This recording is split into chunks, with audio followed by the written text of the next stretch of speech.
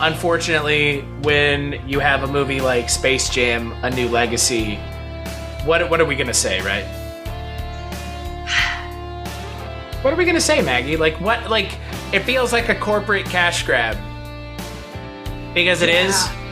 It right? is. It is a corporate cash grab. It is. I can't believe I can't believe you rage quitted though.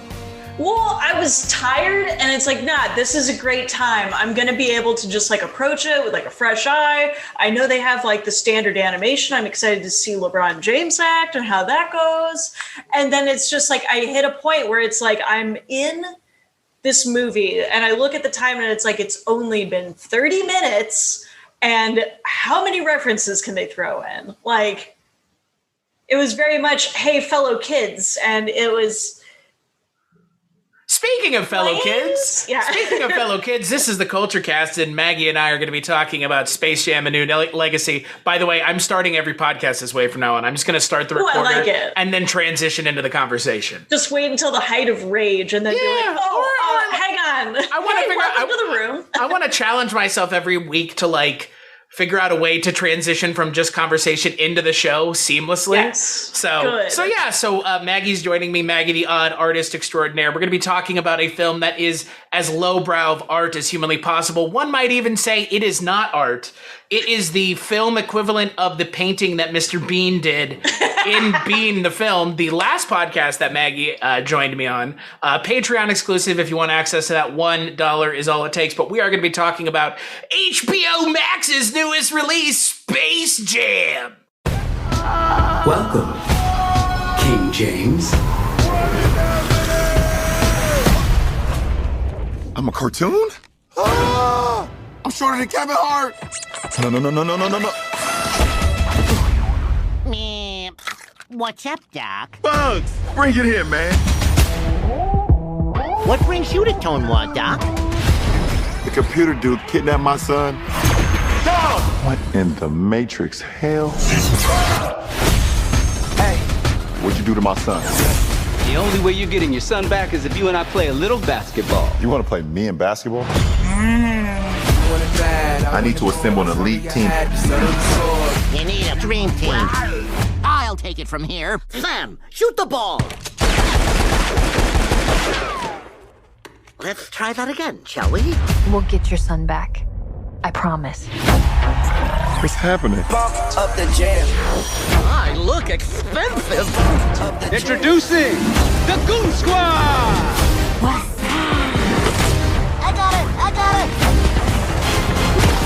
Oh, she got me.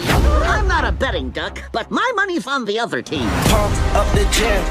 Yo, King, you're about to lose your family. Got the world in my hand. Everything you love. Well, at least we're good. Oh, and I almost forgot. All of the tunes will be deleted, so... Come on, guys. The Toon Squad doesn't give up. If we're going out loony. Bump up the jam. You gotta win this game and get our son back. Pump up the jam. Let's go, Toons! I got hops. It's on. Coming off the bench, Wile E. Coyote. The machine's producing multiple Wile E. Coyotes.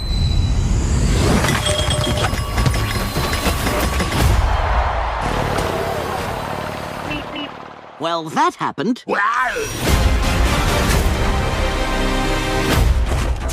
We need a boost. A secret weapon. Come on, man. Granny's out here having a martini at halftime. Haters gonna hate.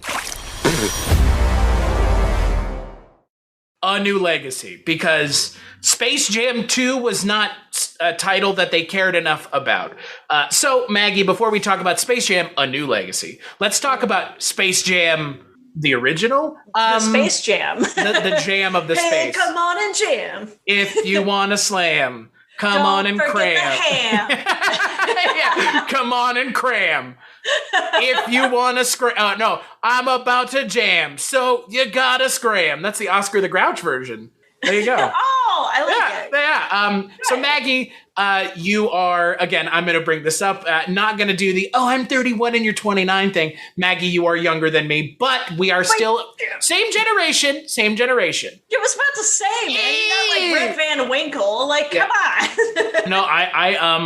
No, Rip Van Winkle. Isn't that Vanilla Ice's real name? Oh, did he also go out and play nine pins with dwarves in the hills? No, isn't that Vanilla Ice's name? Do you know that, right? That's like Vanilla Rob Van Winkle. Yeah, I was about to say it's not Rip Van Winkle, but it is a Winkle. It is a Winkle. It is a Winkle. Part of the legacy of Winkles. Can confirm Winkle family. But Maggie, you and I are ostensibly, let's just say, the same age. So you and I would have grown up with Space Jam. Or not grown up, let me rephrase this, because I didn't grow up with it either. You and I would have been the target audience for the original film that was released in 1996. You would agree with that? Correct. Yeah. We were the kids of Space Jam because it was nothing but Michael Jordan. I guess Children of the Corn. Children of the Corn. We are the children of the Space Jam. Jordan. I don't know. The Children of the Space Jam sounds like some sort of horrifying horror movie. Oh man, they're probably like on crank, like 24/7. They're the kids that you just don't want to babysit. Space Jam. Oh gosh, right. Yeah, that would be it. And then they like captured all these stars to make cameos. So let's talk about the original Space Jam. Did you see the original Space Jam when it came out in 96? No. No, Maggie, no. Why would I? That's insane. No.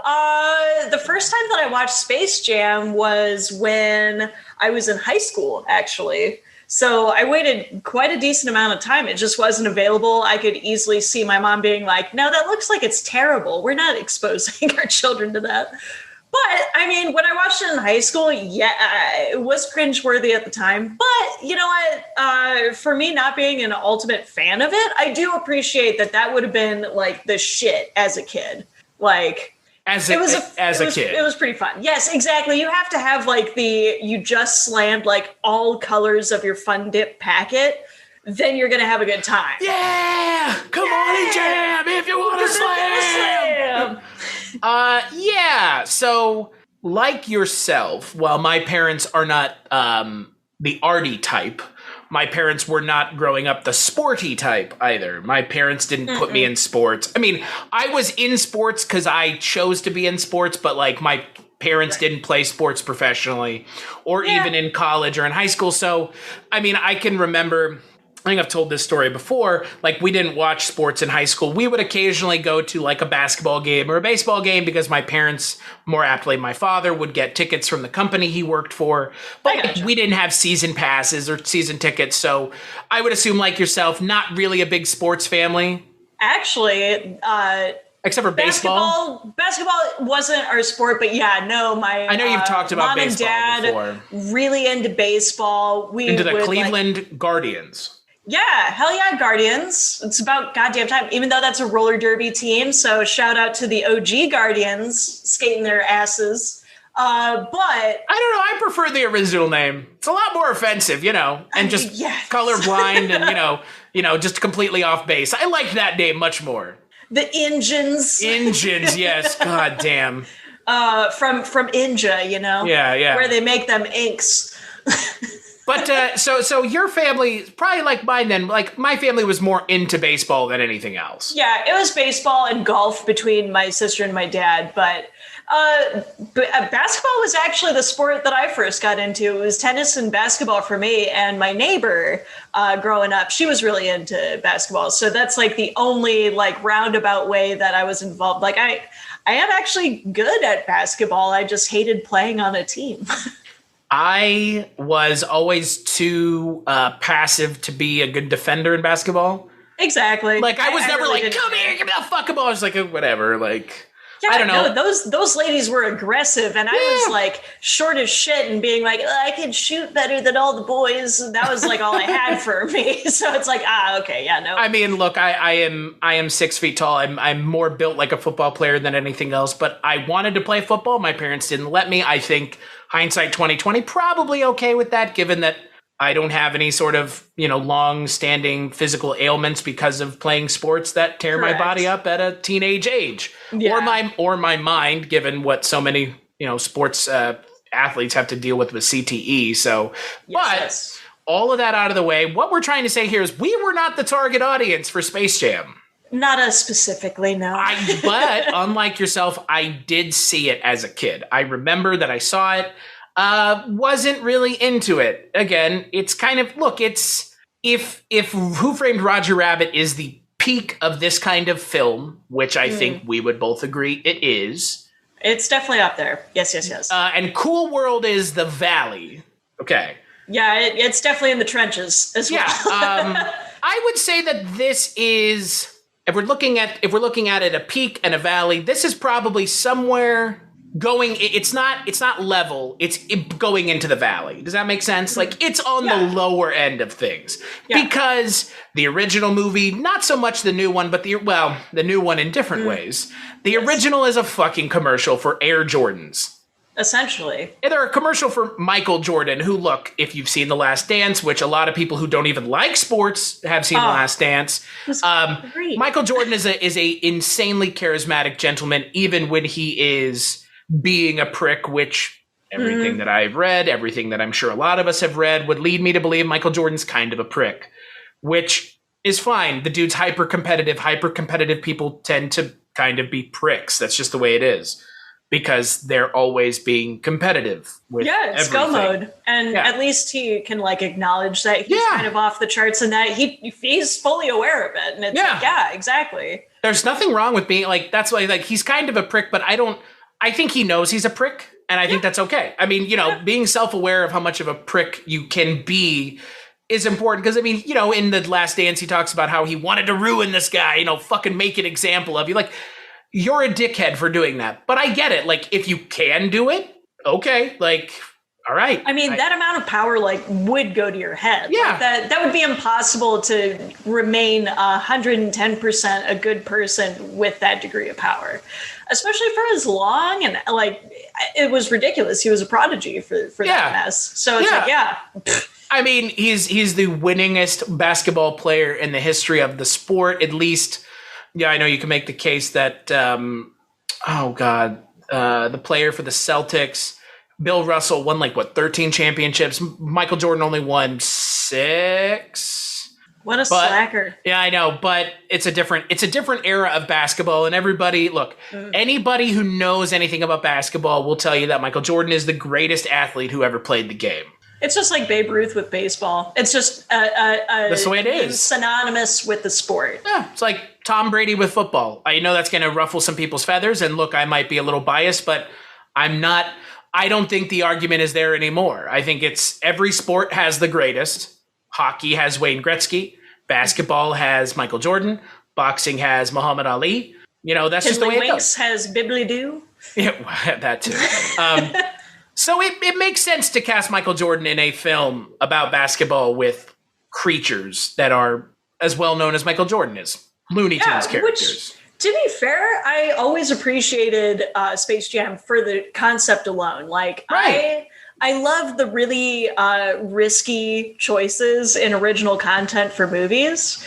And that's part of the reason why I'll always give Space Jam a pass. I know why a lot of people love it. And it's like, that shit is insane. Like, you took two, not even properties, because it's Michael Jordan. And he's a brand. It is. But at the same time, it was just such a ridiculous leap. And I mean, I appreciate that the new movie was self-aware enough to be like, yeah, that's a terrible idea, because by all rights, agreed, that is a terrible idea. Yeah. But I mean, for not being an actor, he was pretty decent for like a cardboard cutout version of him. But yeah, I mean, he's Michael Jordan is decent enough in the original. He's charismatic when he needs to be, and that's kind of all that matters. Exactly. But it is essentially just an advertisement for Michael Jordan. Oh yeah. And basketball. I mean, look, they have Danny Ainge, Steve Kerr. I mean, Charles Barkley, or maybe not Charles Barkley. Charles Oakley. I mean, they do have Charles Barkley, Patrick Ewing. I mean, look, it's the greats of the sport at the time. Yeah. So this is an advertisement for basketball. This is advertisements for Michael Jordan, for the NBA, for Looney Tunes. WB in general gets to sweep up. Like, exactly. So But all that aside, I have no nostalgic feelings for Space Jam. I rewatched it recently because I knew the sequel was coming out, and it doesn't hold up. It's not a good movie. Oh no! Like there are very few parts that I even really recall to any extent what it was, and it's essentially like Bill Murray's part, and then the weird Pulp Fiction reference that came out of the blue at the end. Like it's more like a fever dream than anything else. Oh yeah, right? Yeah, I mean, look, again, it's one of those things where I think what people remember about the movie is the imagery and the character design was really good in that. Yeah, I mean, I will stand by that. I love the aliens. Yeah, and Danny DeVito's character that he plays. I mean, it's great. Oh man. Yeah, the Monstars are fantastic. It's a great design, but unfortunately, that's like it. Yeah. There's really nothing else. No, it's... Because the Looney Tunes themselves weren't really acting like the characters. No. Not in the way that I would assume they would. No, but I mean, to be fair, and this is one of the points for the newer one, because as I'm wrestling through this in my head, rationalizing why it exists. But I will say, because the Looney Tunes went through so many iterations post that point, it almost made it more in character in the new movie than they were in the one from the 90s. Because back then, we had the classics and then like a failed reboot or two. Right. So this was kind of their... This was success. This was like... The original Space Jam was kind of re-debuting the characters. Exactly. They were really trying to anyway, and it just didn't quite translate the way that it needed to. Because it's so hard to compete with the classics. The animators actually had full reign of those, and they really instilled their personalities in those, as well as Mel Blanc and like all of the voice actors. Right. It was just a lightning in a bottle experience, and trying to bring that back is so damn difficult. And in the 90s, nonetheless, where they really didn't know how to bring back property and really treat the fans with any modicum of respect and doing references well, they just kind of threw whatever at the wall and hoped for the best. Well, it was that weird era of like, ignore the fans. Yeah. Like, don't cool. Yeah, like the fans don't know. Like, we'll do our own thing. And it's like, yeah, but like you still have to pay homage, even if you're not doing it like straight up. You still have to you have to give them a little bit of what they want. Exactly. Exactly. Yeah, and look, realistically, the original Space Jam exists because of an ad campaign to begin with. So yeah, money is money drives the original Space Jam, which brings us, my God in heaven, to the double down of the century. The double, yeah. So before we talk about the sequel, I just want to mention a couple things that never happened that should have. Do you know what some of the ideas for the other Space Jams were? I think we talked about them already. I mean, very vaguely. I of course watched through a couple YouTube videos on those theories. So Spy Jam, starring Jackie Chan. That's very early thousands. Race Jam, starring Jeff Gordon. Okay, that one maybe. It would have been really strange. But they would have had to like go full blown like Hanna-Barbera on Wacky Races, right? Wacky Racers. I'd much prefer Wacky Racers, but okay. I would watch that if it were Wacky Racers. Yes. That would be cool as fuck. Like that would be cool. I would be on board with that. Oh yeah. Because you know me in racing movies. Yeah, I mean, I'm a fan of racing films. I would have watched that movie in a heartbeat. Oh yeah, fuck yeah. Next one, Tiger Woods. Yes, that one I heard about. Which, wow, as if golf couldn't be more boring. I mean, they had golf in this movie.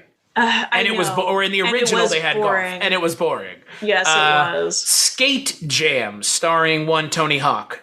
Okay, it might That's be like worth it for Tony mid-2000s. Hawk, but there's no way. That's like a mid-2000s thing, right? Like X Games. Like, right. Yeah, that's an extremely goofy movie. I will say of all the movies that didn't happen and that this one happened, the one that I think would have been the most successful would probably have been the Tony Hawk movie.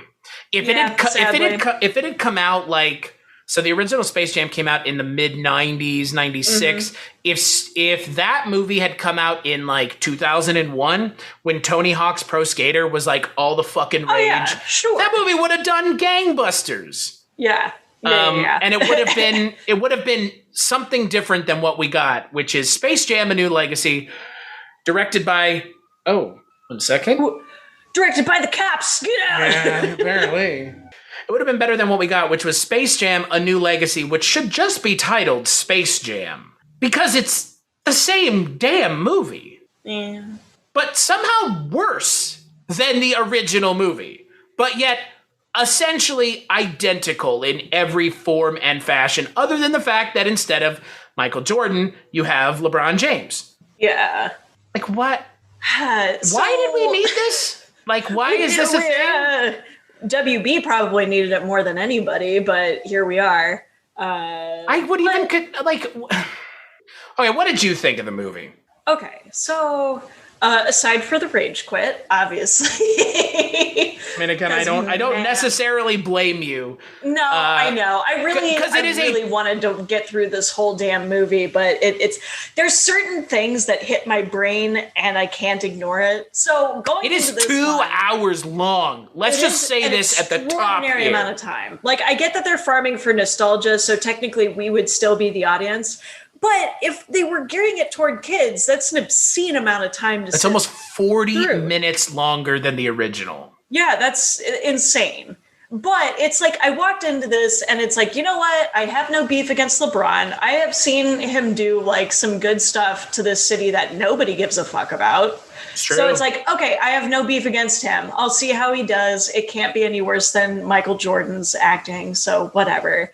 And 2, the animation, I was kind of stoked to, like, I got like some spoilers for like the interactions in the different worlds. And I'm like, okay, sure, we'll see how that goes. So I approached it with as clean a slate as humanly possible. But what killed me was like the Cat in the Hat, but with Mike Myers' level of self-referential double downs. It was lightning fast too. Like, I love the ideas. The ideas are great. Like, I think that's what pisses me off so badly about this movie, is because it had some good ideas for what it was. It had some great ideas. The actors were pretty damn good. The animation was pretty damn good. I like the idea that they just kind of fucked off of Looney Tune Planet, but so angry gestures. Like, I can't really get behind this weird form of contemporary humor where it's just reference after reference. It's exactly like the fucking kid that would eat glue in school, where you say something and then they just repeat it in the nasally voice and you really just want to punch them in the throat. That's what this movie feels like to me. Like, try it. No, See, immediately that little flare of rage, just perpetual. I will say, okay, so to your point, I think they took, so if we, okay, I think we would both agree the original movie, Space Jam, is all about the Looney Tunes characters, getting them back out into the world, right? Yeah. Like you mentioned, Looney Tunes didn't have a place in pop culture in 96. No, and it was a good marketable property. Like, they made Bugs Bunny. Well, and it's like, you got to think in the 90s, the only way that they were getting mass revenue for Looney Tunes was because they ghettoized them and put them on hoodies. Gangsta Looney Tunes with Taz and his saggy jeans and shit. Oh my God. Yeah. Yeah. That's why I was okay with Space Jam bringing them back, because I would prefer this death. They took took the brand back. Yes. Yeah. So in this movie, like you've mentioned already, it is an extended commercial for Warner Brothers properties. Oh man. And the Looney Tunes are secondary in their own film. Yeah.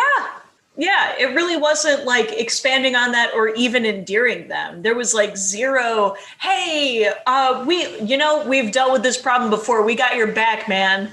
There was none of that. It's like, okay, well, we're picking up my friends. All right. Hope we're good and drunk. Bye. It was just really half-assed. It was really half-assed on that one. So in the original movie, the Looney Tunes go to get Michael Jordan to help them win a basketball game against the Monstars. In this film, the main crux of the film is LeBron and his son don't see eye to eye because his son is a nerd and his dad is, well, LeBron James, which means, you know, they don't see eye to eye because one's a nerd and one's a jock. You know, tale as old as time. You should work harder. Have you heard about work? You should be working. Let me tell you something, Dom. This ain't a joke.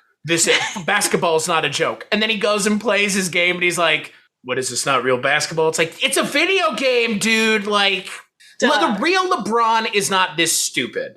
Okay? No. The character is written like a fucking idiot in this movie. He's written like the world's densest asshole for no reason. Because we know LeBron is a charismatic guy. I've seen Trainwreck. I've seen Trainwreck. You've seen Trainwreck, I'm sure. You've at least seen the LeBron parts from Trainwreck. Absolutely. He's a well-spoken guy. Like, I don't like LeBron because I find him to be kind of a baby when it comes to the way he's treated in a sport where he is the king of it. But why would you let anyone get to you? What the fuck do you care? Anyone? Exactly. But I will not say that he is not talented or gifted or any of that because it's all true. I just personally don't like it. He put in a genuine effort in this movie. You could tell. Like, sure. I know, right? The voice acting was very lackluster and that sucked ass. But it's a movie by fucking committee. The screenplay has like 12 goddamn names on it. Okay. Okay, just to give you an idea, the fact that this movie has been in development hell since essentially 1996 gives you an idea of the fact. Look, the fact that this movie happened is one thing. The fact that this movie, it's not a movie. I was about to say, like, Cool Worlded itself. It turned into Cool World. Yeah, it turned went into through production hell, and then people started really giving up and phoning it in. Yeah, it feels like at one point they had a good idea, and then look, essentially they should just drop the subtitle for this film because it is just the original. Yeah. You look at the poster and it's LeBron and Bugs back to back, Space Jam on New Legacy at the bottom. Call it fucking Space Jam. Or subtitle it like you would a brand new product. It's Space Jam with 10% more references. Yeah, that's what it feels like. So, but in the original they reference Looney Tunes. In this one, it's all about, because we're in a, post MCU world, it's everything. So it's not even the MCU world. It's just everybody loves referencing everything. Yeah, but I don't know what drives that. What drives that idea that they need to do that? They've seen something. But they've seen something successful. What was that successful thing that they saw that made them think this was the way to approach it for Warner Brothers stuff? Yeah, Was it Ready Player One? This is essentially it's Ready Player One in many ways. If you want to go way, way back, it's like the frickin' Michael Myers movies. It's just that hyper extended. It's just now that we have the internet, it's like meme culture and shit like that was even thrown. I can't believe they threw Chungus in. It's like, oh, well, yes, Big Chungus. Big Chungus is in this movie. I would have loved that, but it was so ill placed. It's like they did not even. Yeah, no, it was. It was so plastic, silicon, weird AI shit, which I get is kind of what the movie was about, because the main villain of the film is the algorithm. Algorithm. Okay, well, on that one, but he did play it well. Don Cheadle's a good actor, right? But considering it was so poorly written, so it's like, oh yeah, we developed this idea because the AI developed it, and now he sucks it in because it's like, oh, the kids is trying to. It's like, why does the AI even care about the corporation at this point? I don't. You know what I didn't understand? So the like Maggie mentioned, the entire idea of this movie is LeBron and his son don't get along, and then there's a algorithm that wants to work with LeBron, and LeBron says no, so it zaps him and his son into the machine, and it pits into the serververse, the Warner Brothers serververse, and it pits his son against LeBron, and his son goes and essentially does the Monstars thing with a bunch of real basketball players like Anthony Davis. It's like Anthony Davis, Damian Lillard, Klay Thompson, Diana Taurasi, and Kenka Omowaki, the two female basketball players, which I did appreciate a lot. Actually, I appreciated that move in general. Yeah, I spoiled that for myself. I'm like, oh, cool. So it's not just the LeBron show, because for the first half, it does kind of feel like the LeBron show. Yeah, it is. Oh, yeah, it is definitely the LeBron show. And to your point, the first half of the movie and the second half of the movie are almost two separate movies, very disparate. But so then the idea of the movie is LeBron has to play his son in the game that his son created that LeBron does not understand because LeBron is a jock, not a nerd. Even though it's based on basketball, so good job. He's like, style points? Like, yes, because when you go on the court, LeBron, you bounce the ball up and down and then you lay it up. That's all you ever do. Like, get the fuck out of here. Yeah. But yeah, so that's the entire movie is you have LeBron facing his son and the team of the Monstars, the Goon Squad, with LeBron's team of the Looney Tunes. But the first half of the movie is LeBron getting the Looney Tunes back together. Yeah, it's the team assemble type of shit. For half an hour. I know. Well, and what the dumbest part about is, in that half hour of time, they accomplished nothing but a montage of superimposed animation over top of property that they dug up from the trash that they I guess we could show like clips of Mad Max. That's hip. Or hey, how about the spy who shagged me? We could just glue Elmer Fudd on there because he's bald. It was so grating. It was so grating. What about the Casablanca one? You left out the worst of the worst. Like, that was pretty rough. Who is that for? Honestly, I think I was more annoyed by them referencing the 90s Superman and Batman animated series. And then never letting either character talk. No characters talked, too. Well, and they don't even superimpose on that one. They reanimated and redid backgrounds for it. And it's like, why did you put effort crapifying that shit to make sure that it matches this crappy ass animation the animation wasn't crappy ass, it was just a different style. And I get that they were trying corporate to be gracious. Well, yeah, and I'm sure those animators just loved working on that project. So I'll let them go on that one. But it's like, and then you just do the laziest superimposing Kung Pao levels of that. It's like Forrest Gump. Oh, yeah, it is. It very much is. It's lazy. Yeah, when it could have been something a lot more productive with the 30 minutes of time. And I think for me, the most disappointing part of all of this, for me at least, is like you said, they have this opportunity to tell an interesting story. Because I would take another high risk. Why not?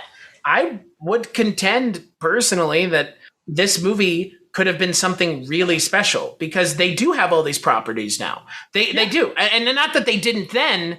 I'm not sure if they did then, to be perfectly fair, but I will say that regardless of if they had them then, they have them now. And you know what they do instead of actually doing something interesting? They have a bunch of fucking cosplayers standing around a basketball court while LeBron and his son play basketball. They literally have people dressed up like The Mask, Mr. Freeze, Agent Smith. Clockwork Orange? Yeah, I would say the Night Stalkers, but the what are they called from Game of Thrones? The Ice Walkers? Oh yeah, I don't know. I actually have only seen Don't educate yourself. It's not important. That show is fucking garbage. It is. I've never watched a show where the entire fan base turned against it in the last 2 seasons. Yeah, fair. And nobody involved wants to talk about it anymore. And the 2 guys who made the show don't have careers now. So sorry. Oopsie. But and the book series will never get finished, so the fans will doubly be left out in the cold by the people who make it. So, but they have every cosplaying WB thing known to man, and they have a CGI King Kong, CGI Iron Giant. It's like they threw the kitchen sink and everything out the window. I forgot Iron Giant was a WB one. Yeah. Yeah, it just makes me hate the corporation because, once again, I told you the minute I stopped watching the movie, and I'll say it again, it was just WB masturbating in front of us for 2 hours, and it's like, oh. Well, for me, it feels massively unnecessary because they like you said, the first half of the movie is LeBron putting the team together, which it's just them going to The Matrix and Mad Max and Casablanca and Game of Thrones. And it's like, they don't spend enough time to really develop it for it to even be fun. They just stop and then do a series of back-to-back reference jokes, and then they leave and continue on. And it's remember The Matrix? Remember Mad Max? It's like, but what is the point? Right. It was like, I don't know. relatability and nostalgia. Like, you guys remember this. But like, that's what I don't get. Who is this film for? Is it for us? Or is it for people? Whoever has money, I guess. Well, I don't. It's you know, that's what I don't It's such a understand. wide net that it's really hard to decipher, because obviously they're nostalgia farming, but they're also trying to cater to a new audience. Right. Hence why there was so many meme references and shit like that. And a hip hop interlude between Don Cheadle and Porky Pig. It's like they don't look. I would contend if you make this movie, you should have just made it for people our age, because kids today don't give a shit about Space Jam. Yeah. Right? Give it an edge. I could see them going to Space Jam and that's how they know Looney Tunes. Because, like, if it's nostalgia, then obviously the parents that are our age would show their kids Space Jam, because it's like, oh yeah, this is a cool kids movie, whatever. Sure. So I could see that being like an heirloom type of pickup, but it's still just so bizarre. They cast way too wide of a net, and they tried to be so many different things instead of really focusing up and doing the less is more tactic, where I would have almost preferred it if the movie was LeBron and his kid get sucked into whatever, WB, and the whole movie was Bugs trying to get his friends back together and fall in love with the franchise again. Is it still corporate and schmaltzy? Absolutely. But it's a lot better than trying to throw everything in the kitchen sink at us. Like, it's way too much stuff going on. Well, and then you have, again, it feels like two movies, because the first half is a kind of like a road film of like, let's get the gang back together. And then it just settles into a generic basketball movie. Right.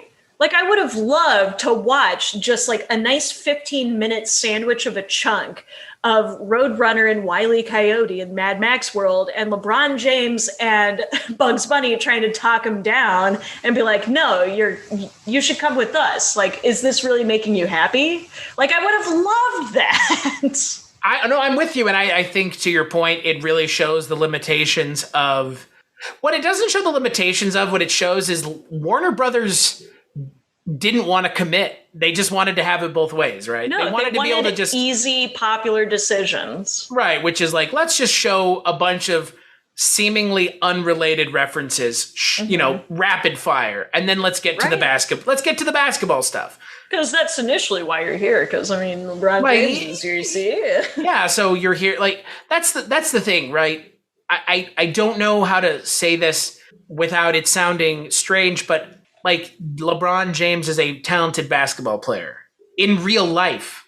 Why the fuck does it matter if he's a good basketball player in a movie? It's a fucking movie. Do you know what I mean? It's not, you know, like in something like, oh God, the film with Keanu and Gene Hackman. It's a football movie. Fuck. The Replacements. Thank you. Yeah. Okay. Keanu is not a football player. Rice Ifans is not a fucking kicker. I don't believe for a second that that's them on the field, that they're doing any of that stuff, but the movie does a good enough job of convincing me that I play along. Yeah. I don't fucking care in this movie if LeBron plays basketball or not.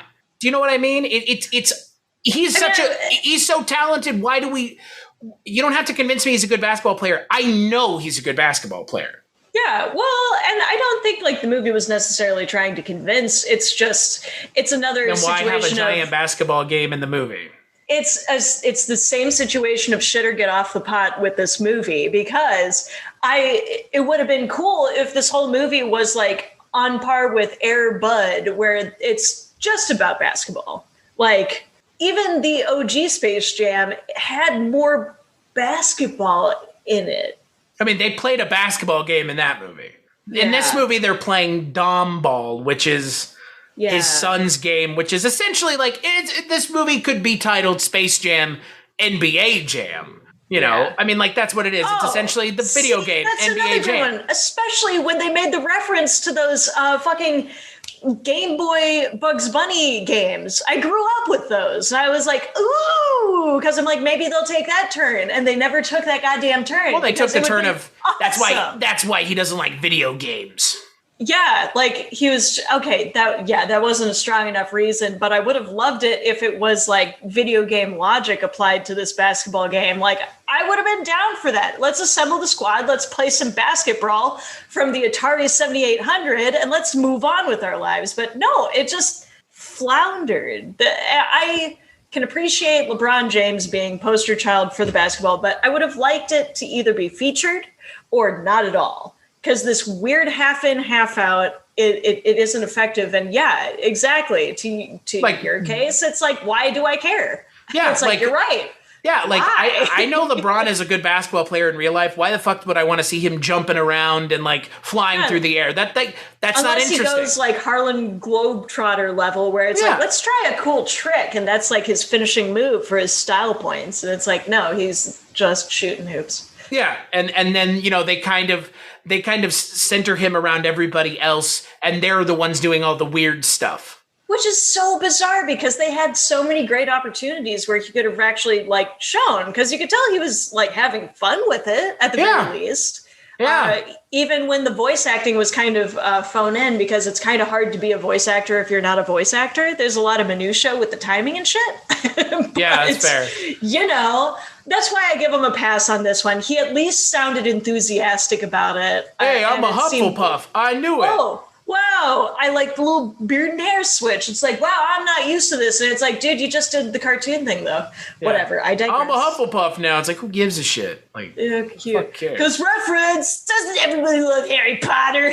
Yeah, it does feel very like, hello, fellow kids. It is. Like I said, that's exactly how it was framed.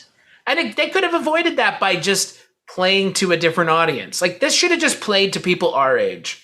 Yeah, I don't know. If they wanted that to happen, that should have just been their goal. What the hell? I don't get it. I don't get it. I don't understand the audience that this is for, because, like, was it for WB just as a little gift to them? Like, let's make a movie for us. It's what it feels like. Yeah. Because, again, you have all these people cosplaying. You have Pennywise and all kinds of stuff. And it's like, who is this for? Like, oh, look, there's Pennywise. Like, great. Cool. So what? Like, what does that add to the movie? Nothing. Nothing. Like, just like, why are Rick and Morty in this movie? That felt the most, just like, of all the things, I was just like, who fucking cares? Yeah. Kids don't know who the fuck that is. Like, maybe they do. Maybe kids know who maybe 6-year-olds know who Rick and Morty are. Yeah. I mean, we grew up with The Simpsons, so I was named after The Simpsons, so. That's fair, but The Simpsons always felt a little bit more genial than Rick and Morty. Oh, well, I mean, it's, 50-50 on that one. Once again, we know cringy. Why they're there. It's cringy. We know why it's there. Yeah. And it's just for the cash and dollar. Yeah. Yeah. I know why Rick and Morty is there for sure. I know your tricks and traps, WB. Yeah, it's not. Yeah, it's like it's like another check the fucking box. Rick and Morty. Right, exactly. It should have come with like a bingo sheet, so you could be like, oh, let's. You know what they spot them all. You know what they should have done, and this is what I thought they were going to do. I thought that the Goon Squad was going to be made up of WB property villains. That would have been fun. Would have been more fun than what we got. I know. I was expecting the Goon Squad to be other basketball players, because I was almost thinking that they would go the angle where it's like LeBron's on the up and up. He has a big head and he's not really paying attention to his kids. So like his fellow players would like team up with the properties to kind of be me. I fucking that would have made more sense. I mean, again, Space Jam was so batshit where I'm like, what would I even expect for them to top it? And it's like, oh, because they're not trying to top themselves. They're just trying to fucking get money. What I don't understand is, so they have these characters that the human beings get warped into the game. Mm-hmm. So are they then, is that Anthony Davis as that version of himself corrupted in the game? Because I assume he was beamed into the game, or is that just someone that looks like Anthony Davis that is then turned into a bird? Which again, then why would you just not go to that? If that right. Well, that's my point. Like in the original, they make it very clear that what happened was the little creatures steal the essence. Their ability to play basketball is stolen. Yeah. And they make like a big point of that because like at the end of the movie, they all get their powers back and all that, which I appreciate. That makes sense. Like they're imbued, like it's like that Like Mike movie, right? It's like imbued with the power of the person. What I don't get in this movie is like, are they imbued with the power? Are those video game versions, or is that actually them? Because none of it makes sense. Because if it's actually them, why would they want to stay in the game forever? Because if they lose, they all stay there, which I would assume they don't want. Right. So why wouldn't they just? It makes no sense. Again, if you think about this movie for 2 seconds, there's like a throwaway line in there that they should have just thrown in and been like, it's just a copy. It's not really them. Like, okay. Yeah, if they really just wanted to phone it in. I also, it's one of those things where it's like, I don't want to hate on the movie because you can see traces of really good ideas underneath just this mass pile of topsoil bullshit. It's crazy because I would have also liked if they wanted to stick with the algorithm and older like ball player thing, like why wouldn't the algorithm just go to the next most popular basketball player? Then they get a twofer where they get both, and then they could really like hammer in being like, oh no, we sided with this, and then they get the monster powers. So then LeBron's like, well, how can I compete with this? And then his son can then help him because he knows the video game nonsense. He could be like, yeah, I got you some extra style points, Dad. You're writing a better movie.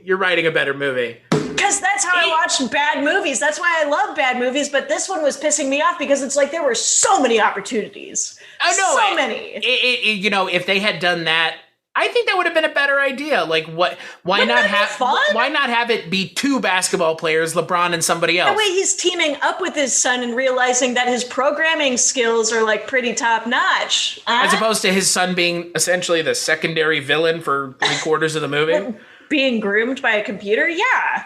That wasn't awkward at all. When you put it that way. I'm just saying, that's exactly what we watched. It really is a poor...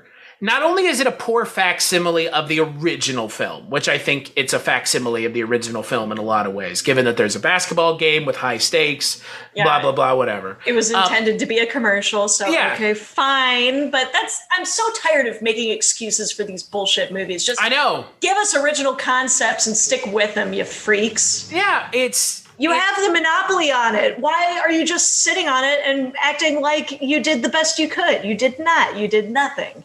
I don't get it. Because like you said, they literally have all those properties. And yet this was the most creative thing. Yeah. It's not creative. Where it's like, man, I almost prefer sitting through all of the Fantastic Four movies up to this point.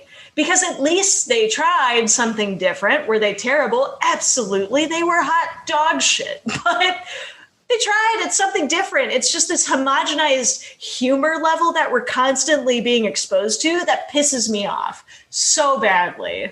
And nothing personifies that more than Ernie Johnson Jr. and Lil Rel Howery. They what the fuck were they like? Talk about phoning it in, right? Just infuriating, man. Infuriating. It's like they just sat there and just said, nah, whatever. Like, how much are you paying us? Yeah. Okay, we'll show up. Fine. I will say that there is a moment in this movie that did get a genuine laugh out of me. It is Michael Jordan's cameo in the movie. Oh yeah, Michael B. Jordan. That's funny. Like, ha ha. I like it. Yeah, okay. That's funny, right? Like that's clever. But that's it. Like that's like that. If the whole movie is for that one moment, you could skip this movie because that's kind of it. There's nothing. Yeah. There is nothing in this movie that I would, off the top of my head, say is worth watching it for. Because they have all these properties, they do nothing with them. They have all these people dressed up as these characters, they do nothing with them. They have LeBron, they do nothing with it. They have good actors, good voice actors, great basketball players, they do nothing with them. It's solid animation too. Yeah, I mean it's a well-made movie because of course it's like $150 million movie. For fuck's sake, I would hope. And they had their poor employees work on it for half a century. So yeah, if you want to see the light of day, you animate it till it's good. Yeah, that is, I think for a lot of things like this, I kind of have this internal theory of like the longer it takes for something to come out, the harder it is for that thing to be good.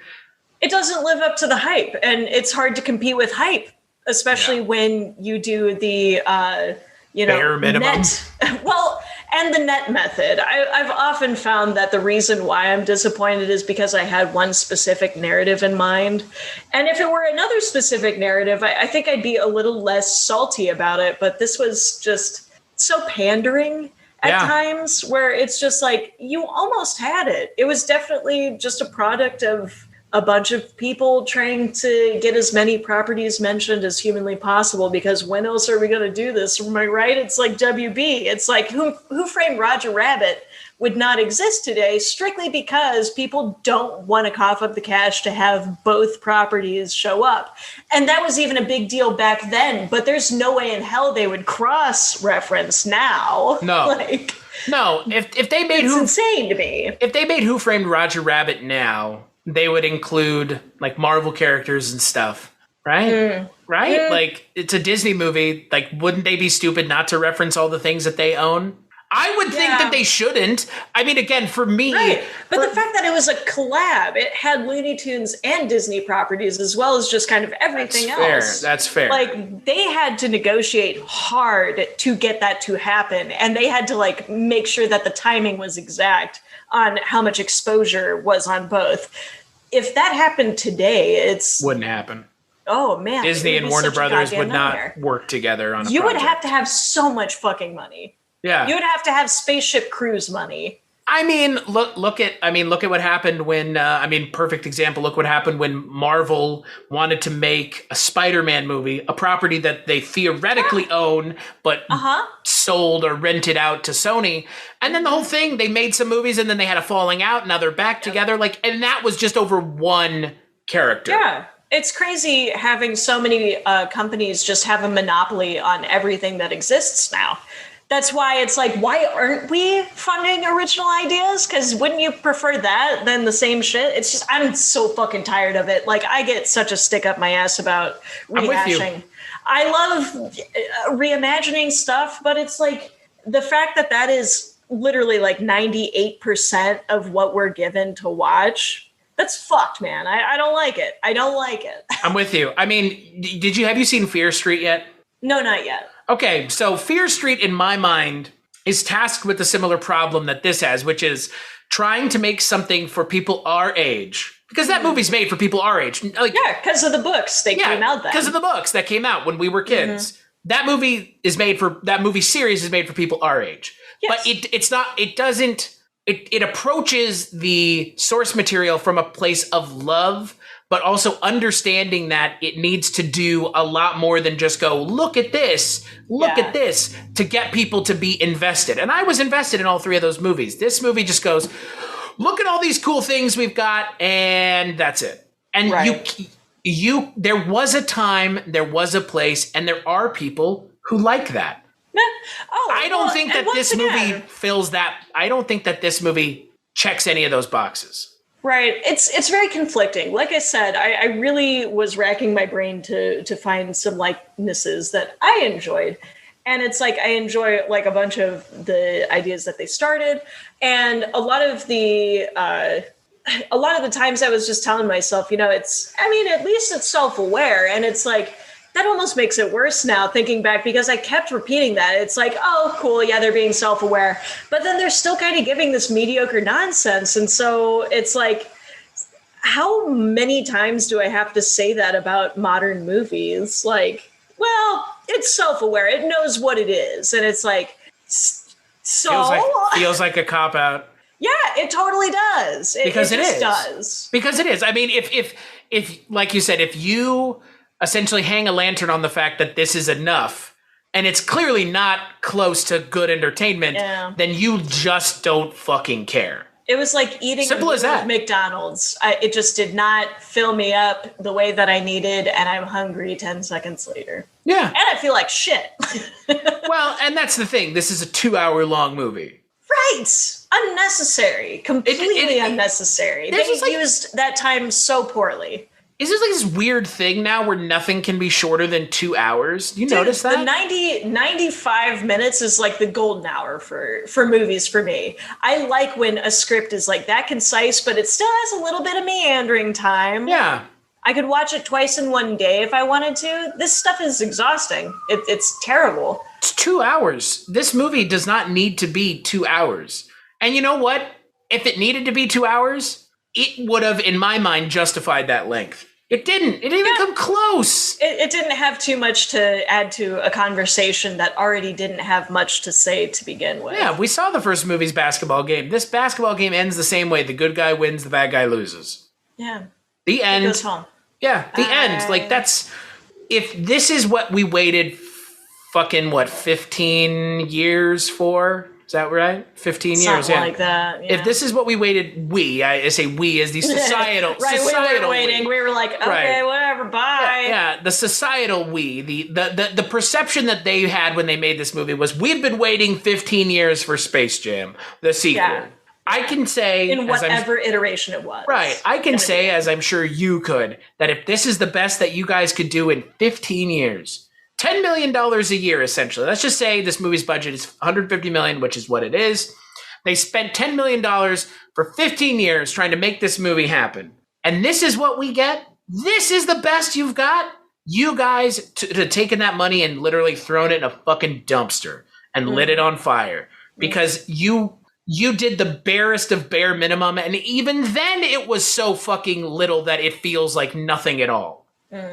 Devoid of substance to a degree that I don't like. I'm surprised how little this movie does with as much as it's given.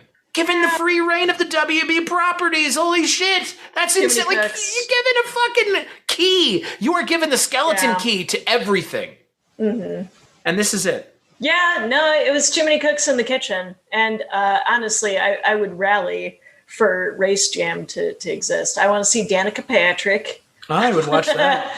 I would watch anything other than another Space Jam basketball movie. Right. Oh, man. It reminded me... Similar rages, because I was trying to think of past movies that I have hated with such a passion. Like, and once again, I don't hate it. It was just very pandering and it was upsetting, but I did rage quit, so I have to give that some credit. But the last movie that I watched that I rage quit was Pluto Nash, and it's like, I have a bit more respect for Pluto Nash now. I mean, at least Pluto Nash does something. They had some kind of story. It was a terrible one, but they tried. They tried a little bit harder than this weird like panel audience being like, oh, what else is popular that we could do? Casablanca. Right. Oh, I know what the kids will like. What's the fat bunny one where he's imitating Elmer Fudd? Yeah, Big Chungus, hilarious. Yeah, I love Big Chungus. I love Big Chungus too, but not in this movie. Impact. No, and it was so fast. It's like, dude, they even had a perfect setup, and I was like trying to figure out when it was going to happen because I knew it was going to happen. Why wouldn't it? Just look, they own all these things. They own Game of Thrones. They're just flaunting it. They own Game of Thrones. They own what's really sad is they own Game of Thrones. They let Game of Thrones get ruined by the people who made the show, and then they thought that we give a shit enough about the show to want to see any more of it. I literally have no interest in seeing anything Game of Thrones ever, and I'm not in the minority. It's a majority of the fans of that show. People who watch that show from the first season to the end, it is a majority opinion that people were disappointed, and the idea that they are so out of touch that they think that anyone gives a shit about Game of Thrones anymore is wild to me. Like, nobody fucking cares about Game of Thrones at all. Like, hey, you put more of a focus on Harry Potter. I mean, maybe not, because that fan base is equally fucked.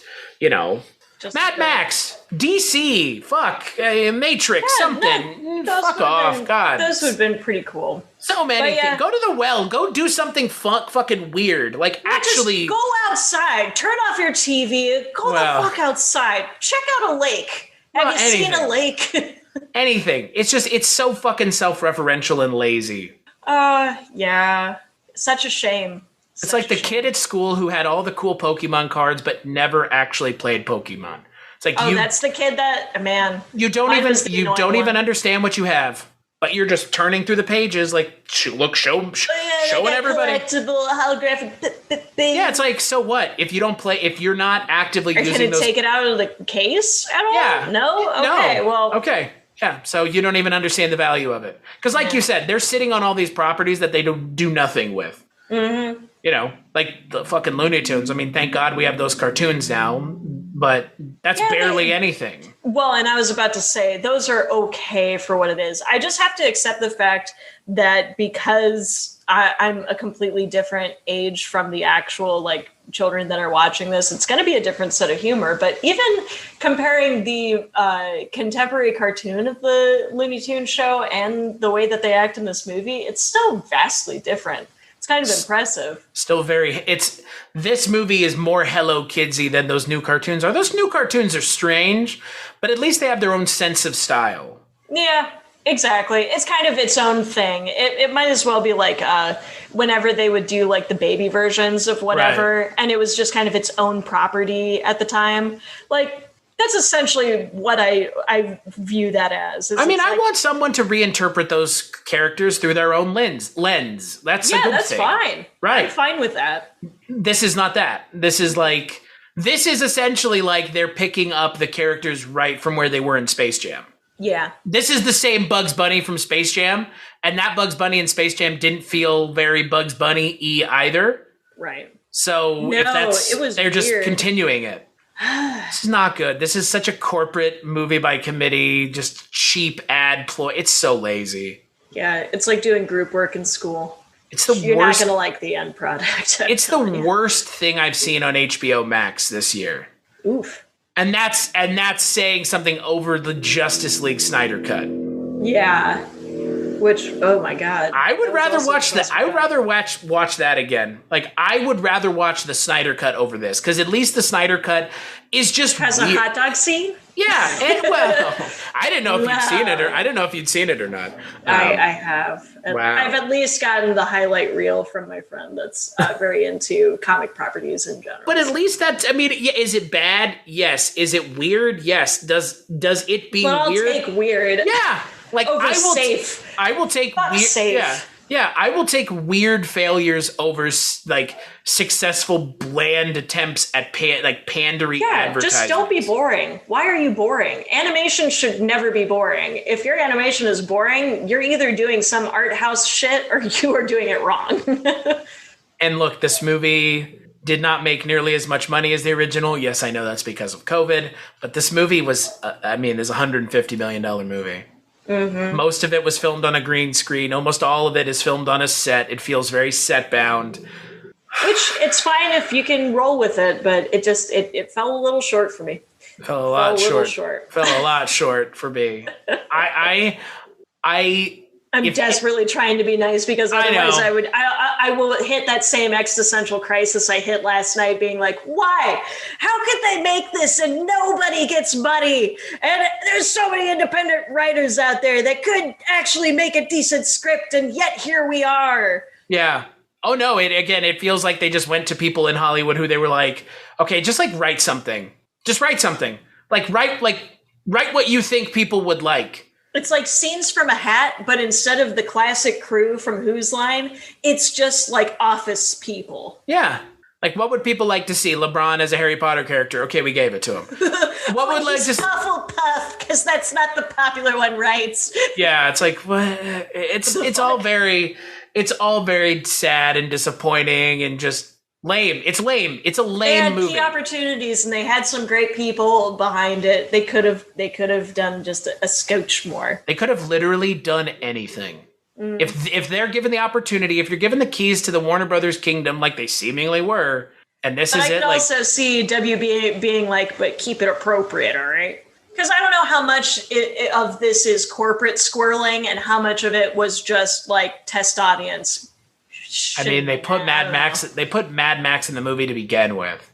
There was a writer's room where they were kicking around ideas of what properties they could and couldn't use in the movie part of the film, like that part of the film, that kind of like span. Yeah. And it's DC, Mad Max, Casablanca, Austin Powers, and Game of Thrones, right? Those were the ones that were key anyway. Then there were just like throwaway lines that were referenced to other things, as well as the background character cosplay syndicate that you mentioned earlier. Yeah. I would be curious to know what the behind the scenes looked like throughout this whole entire thing. I would like some honest background knowledge on this, because it's hard for me to care one way or another because like I sympathize with whoever worked on it because you could tell that there was mass amounts of effort, except for in everything surrounding it. I wonder what was left on the cutting room floor of those ideas. Like, what weren't they allowed to do? Like, did they pitch a Harry Potter? They were like, nah, we can't really, like... We can't do that. It costs too much. Do you think they couldn't do it because those are movies involving kids and it would have made no sense? Is that like... Is there like a... I think it would be a matter of like where the money goes, since that isn't one of their original ideas. It was bought off of somebody. I bet royalties is an issue. So they probably only had to pay so much just to draw a Hufflepuff sweater on him for 5 minutes. I'm assuming that's probably what it is, because just like everything in this movie, it revolves around money. That's fair. I hadn't thought about that. Plot. But yeah, no, because that isn't one of their original properties. Same with Game of Thrones. I guess they don't exactly. Really have but that was like, what, 5 seconds worth of a dragon. Yeah, right? That's fair. They don't show the show. They just show, was it Foghorn Leghorn riding a dragon? Yeah, or something like that. It felt like a fever dream. I might as well have like slammed Benadryl and written a script. That would have been almost the same. I guess, yeah. So the ones that they had that they used were DC, which at this point is like, it is Warner Brothers. They do own, yes. Mad Max. Especially the animation, which they do concept. Own. And The Matrix and Casablanca. Those are the movies that they actually go into. And Austin Powers. So yes. So it is literally their only things. Properties. Oh, wow. Yeah, that makes me even more disappointed. They could only pay. Well, once again, it's just like the Roger Rabbit thing where they had to have the equivalent amount of time on They're the screen. on screen together. They being Mickey and outside Bugs. property that they had to, finagle. Well, we could get away with having 5 minutes and this amount. We can't have Harry Potter in there, but yeah, we can't actually have Harry Potter. No, just we can't have anybody evocation of Harry Potter. Yeah, man. Yeah, no. Thinking about it even more holistically, like that's even worse. I mean, again, it's just like it's painfully money driven. Money driven. This leaves a bad taste in your mouth, doesn't it? It feels like my hope is that this is not some sort of like pivot point, because I don't think this movie is very successful. But I hope it's not some sort of pivot point where every studio starts trying to do something like this.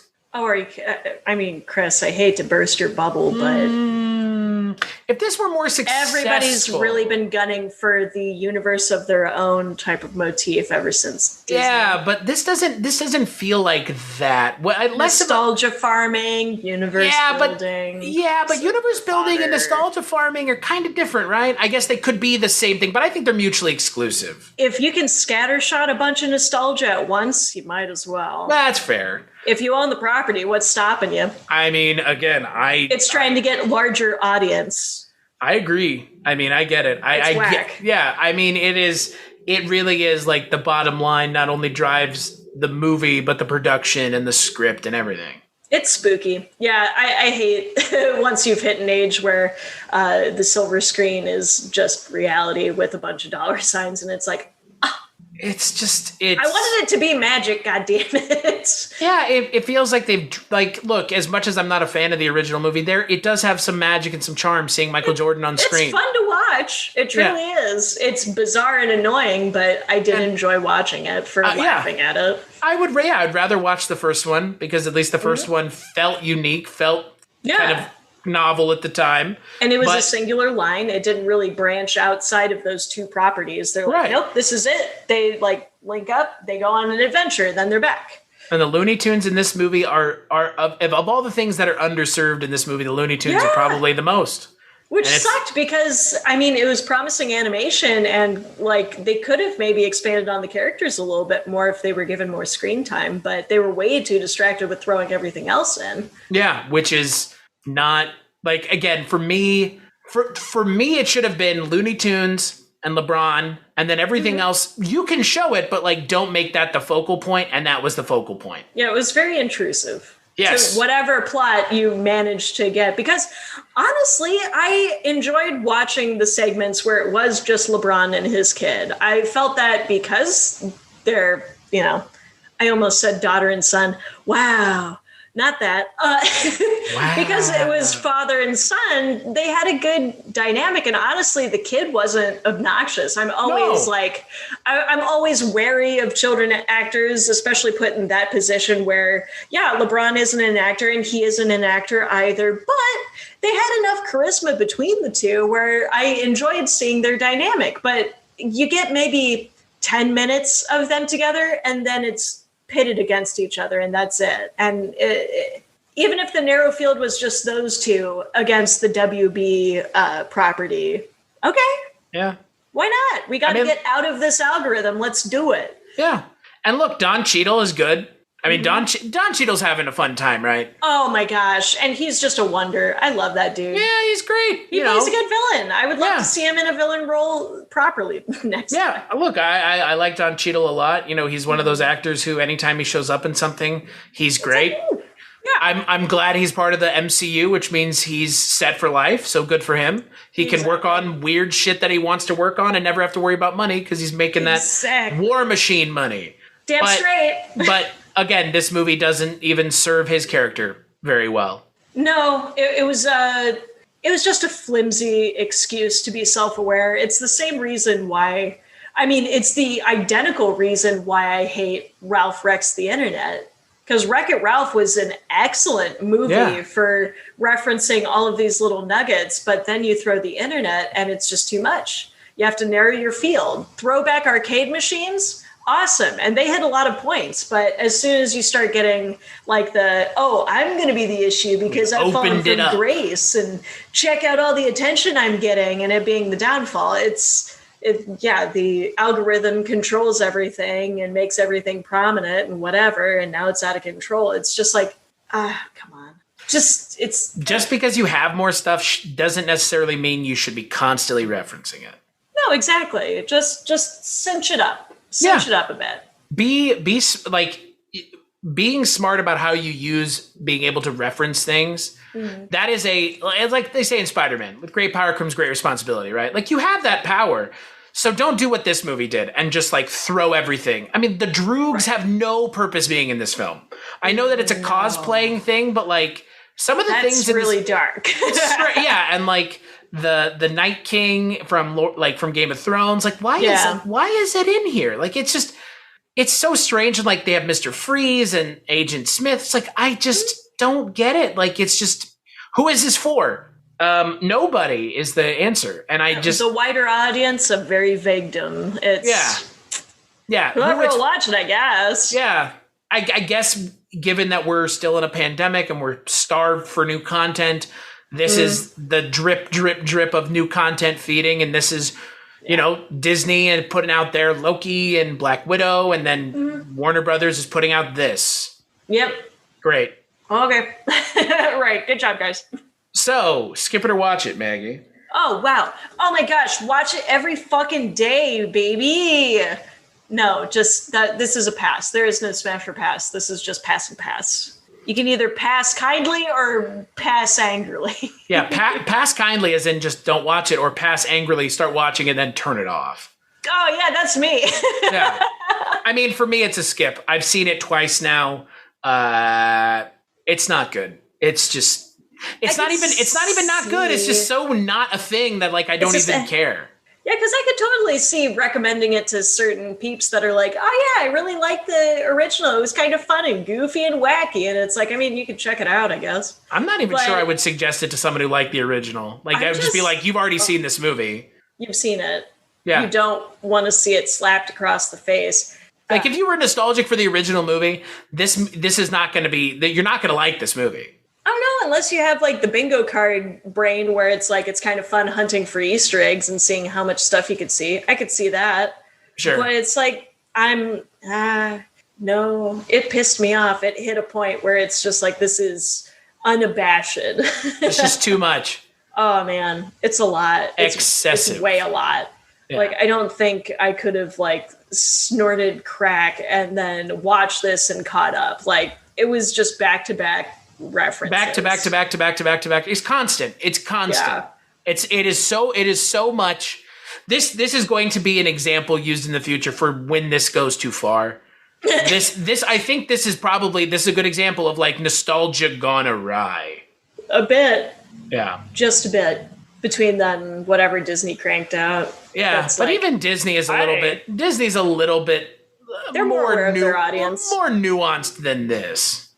Yeah, they know their audience. I mean, look at something like Mandalorian, right? Like, they reference stuff from the Star Wars universe at large. Yeah, but they pace themselves. Yeah, and they even bring... can stand alone. Yeah, they bring things in that, like, I genuinely never thought they would ever address again. Like, a certain character in The Mandalorian coming back. The character that I'm not even going to say who, but I'm sure we can all make a guess. It's Dumbledore. Yeah, it is. But like stuff like that, it's like they know what they have, they know what they want to do with it, and they let it breathe and they let it get to that moment organically. Yeah. It stands alone on its plot. Exactly. Even if it's a script, like you said, the nostalgia doesn't drive the plot. The plot has nostalgia in it because exactly. Often you can't have it the other way. Often it's not even nostalgia. It's referencing things that happened in the universe, which happen to be other movies, which happen to be like, because of course that's the only way we know about this universe in Star Wars is because of the movies and the TV. So they're referencing it, but they're referencing it and continuing to push it forward. Right. And do things with it. And this is just stagnant. Yeah. All 5 of its plots do not hold water on their own. No. So skip it. Big skip. Skip it. Skip it. Maybe the next... Wow. I thought we agreed no more scatting on this goddamn show. The skip it from the 90s commercial, I will always reference. You told me no more scatting on this show, and yet you've scatted more times than I have. No, did I? Yeah. When did I say this? You were like, you can't scat anymore. Oh, well, shit. Okay, I'm gonna rebuff on that. Yeah. I skip it. Go watch Undercover Brother. Malcolm Lee directed that movie, and that movie's fun. Go watch that. Don't watch this. Right. Watch Airbed. Equally dumb, but at least it's paced well. Yeah. Just, something. Watch Pluto Nash so you can feel anger again. I'm angry. I'm so fucking angry. I feel so alive. My heart's beating. Yeah. So yeah, this was a bonus episode of the Culture Cast. So I don't know what the next episode is going to be about, but at some point you and I will talk about something else. Heck yeah, brother. Who knows? We'll figure something out. We'll just you and I normally it's just like, you want to watch this? Yeah, okay. Yeah, totally. Oh my gosh, You hear of this wacky ass shit? It's like, no, but let's. This is I think, is this the first movie that we both have disliked that we've watched together? Quite possibly, because Mr. Go, we were both kind of on the fence where I was like, watch it. Like, yeah. Oh yeah. I'd check it out. It's weird. Yeah, At least it was weird. At least it was weird. Exactly. It was something new and different. And you know what? That grand finale was kind of worth it. No lie. So I was not expecting a King Kong rumble on a baseball field. No. So what did we do? We've done Lagan. We did Lagan together. That was good. Yes. Mr. Go. Mr. Go. Mr. Bean. Mr. Bean. Space Jam. Red Line. Red Line, yes. And then we've done an episode or two with Jess, Cool World. Yeah. So I guess Cool World is probably... Is this... Okay, so is this... An American Pop. Yeah. Is this worse than Cool World? Ugh. Let's end this podcast on that question. Oh, because Jess always asks me, like, is this worse than Kuso? Because this is a bad movie. And it's a man movie, but it verges on bad. Is this worse than Cool World? You know what? The one thing I will say about Cool World is at least I went through the whole movie. I have watched it multiple times. And I can at least say that its production hell is somewhat excusable for how the product turned out. That's fair. Not sure so much on this one. Huh? Not so much on this one. There's no excuse. Well, and that's why it's like I would like to know what was going on behind the scenes, because it just something was happening, guys. Like, and this is insane. And in my mind, they definitely started from square one with this script, because if they had all these other scripts kicking around, they had to have. Well, and they were waiting for a big star, and instead of checking in with all the stuff that was popular in the thousands and 90s, LeBron James came into fruition, and because he was a more prominent person in reality, they're like, oh, this is our Michael Jordan. And it's just really because he's literally this generation's Michael Jordan. Yeah, which, hey, whatever. Maybe you don't need to be that on the head with it, that on the nose. Right. Just it also feels like they're trying to further the conversation of like, Michael did this, LeBron also did it. But then make that the movie. Stop living in someone else's shadow. Yeah, honestly, I'm just amazed. This isn't helping. No. No, not at all. It's very strange how everybody would prefer the financial. Well, no, it's not strange. It's very obvious. It's painfully obvious why people would go the financial route as opposed to taking a risk. But does LeBron need money? Does LeBron need money? He has a lifetime contract that's why with risk. Nike. That's why you risk that shit. If he's on board, then be like, hey, so what if you played a giant chicken and we just go from there? Yeah. And he's like, yes, fuck it. Like, I don't care. What if you have to play golf instead of basketball in the movie? What? That was another one of my plotline routes. What if he had to play a different sport in this virtual world because he's fish out of water plot? Why that, man? That's why I was saying the thing about like, you don't have to convince me he's a good basketball player in real life. I get it. Like, why do a basketball movie? Like, have fun, goddamn. Make him do something else, like Wipeout or something like, American Ninja or just anything. Oh, come on.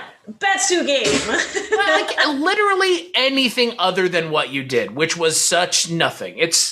Or lean way more heavy onto the other side. Like I said, there's several plot lines that would have worked for this setup. It's just all of them and none of them kind of simultaneously happened. Yeah. No, I agree. So I don't know what the next thing we're going to talk about is. Eventually we'll talk about Harry Potter. Oh, yeah, and the animatronic heads of which.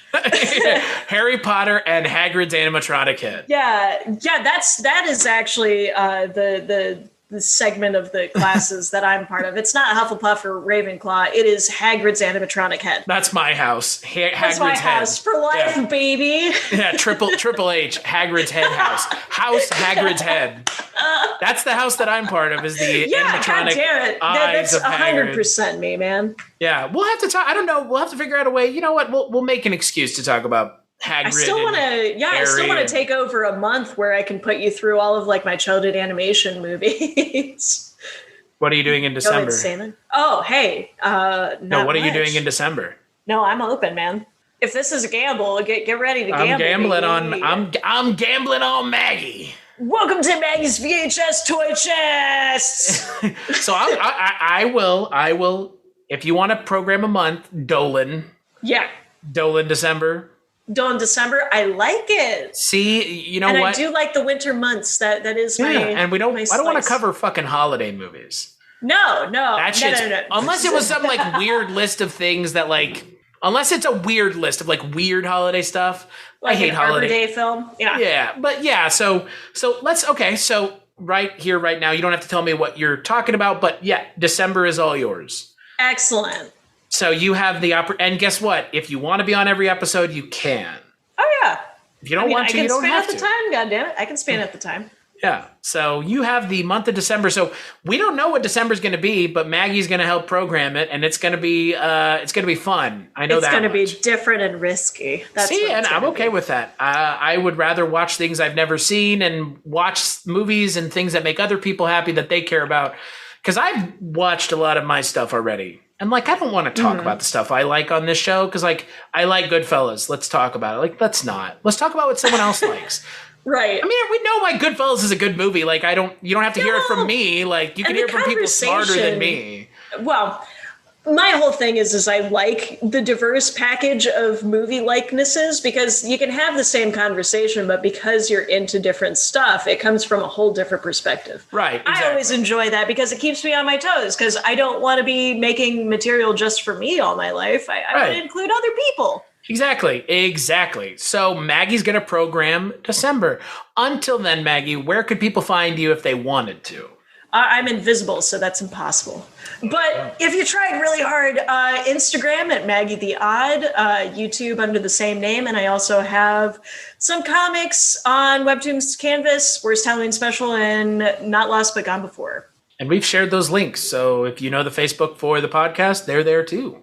So you can go and find the links to Maggie's art, because we share the art that Maggie makes, because duh, why wouldn't we? We share and we care. Yeah, we share and we care. As for me, you can find me at cstashy.com. That is my link tree. That's where you can go and find all the things that I work on. Some of the stuff that I work on, Maggie's been on. Maggie still needs to get on an episode of Scary Stories We Tell at some point. Yes, I know. Yeah. We had a little bit of a scheduling snafu, but we'll work through it as we do with all things in regards to scheduling. And yeah, that's where you can find me. Patreon.com is where you can go and listen to Maggie and I talk about Mr. Bean for $1. That's all it takes. And hey, you know what? Mr. Bean's cool. If you've slept on the Mr. Bean movie, watch it. Wake up. Wake up. Yeah, wake up, bitches. It's a good one. And yeah, Maggie, I would thank you for joining me on this episode, but I don't think we realized what we were getting ourselves into when we said on that episode we were going to watch this. You know, yeah, it was Is that Redline? Was that Redline where we said that? I think so. Yeah, I think that was the initial, oh yeah, we should do that. But that's okay. Because we were talking about sports movies, right? Yeah, exactly, because racing movies were definitely a big thing, and then the Space Jam, because that was about when it was coming out initially, or at least rumored. Well, I think what happened was we did... You and I together, just you and I, not just you and I, we did we did a bunch of sports movies. Yeah, Mr. Go, Redline, and Lagan. Yeah. And so it was like, well, if we're keeping the sports theme, and it's like, well, maybe it was one of those things where it's like push your luck type games where it's like we pushed our luck and no whammies and we got whammies. And we busted. Snake Eyes, we busted out. So yeah. We got bankrupt on the wheel. Yeah, so hopefully the next episode is not this, but Maggie, thank you for joining me as always. And anytime. We'll catch you guys on the next episode. Bye.